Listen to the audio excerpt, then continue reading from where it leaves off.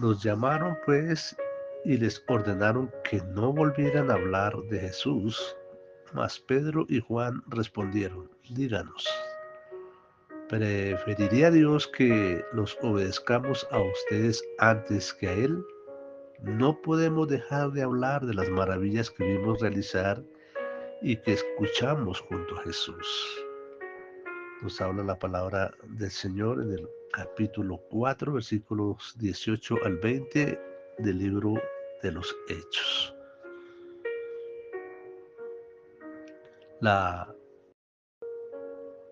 revolución que causó Pedro y Juan cuando llegaron allí, levantaron a aquel paralítico por la unción del Espíritu Santo. No lo podían aceptar la cúpula de gobernantes y religiosos en Jerusalén, todo el concilio allí en Jerusalén. El Sanedrín se reunió para mirar qué hacían con estos hombres. Han causado un efecto, han revolucionado, han hecho lo que jamás habían visto ellos en una ciudad. Era un peligro para la religiosidad, era un peligro para el sistema religioso. Había que hacer algo con ellos. Entonces los llamaron para ordenarles que no, por ningún motivo, volvieran a hablar de Jesús.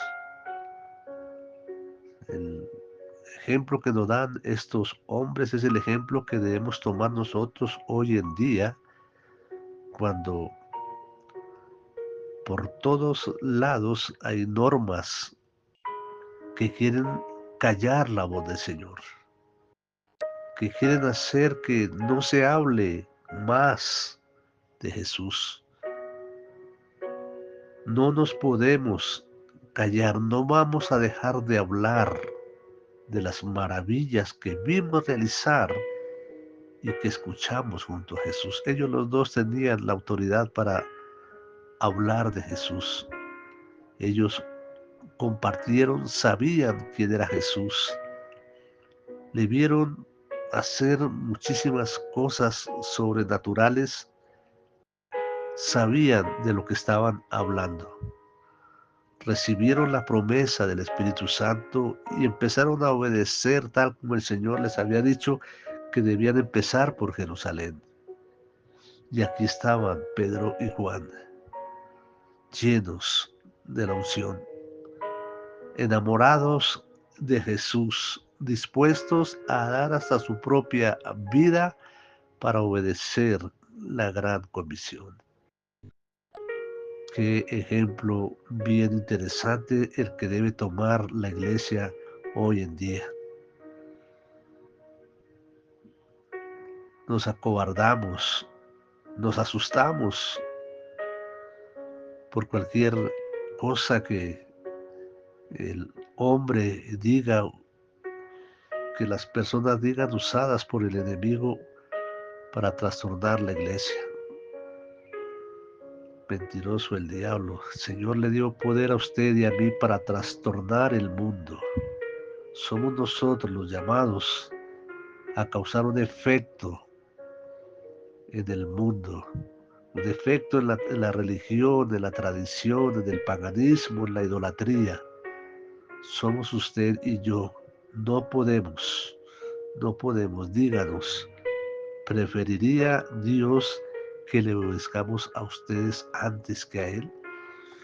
Hoy es apremiante obedecerle al Señor, hacer su voluntad. Los tiempos hoy son más difíciles que en aquel entonces. Hoy hay más ataques que en el tiempo de los discípulos, de los apóstoles. Pero también nos tenemos que levantar con valentía y decir, no, no, no, no podemos obedecerle a los hombres antes que al Señor.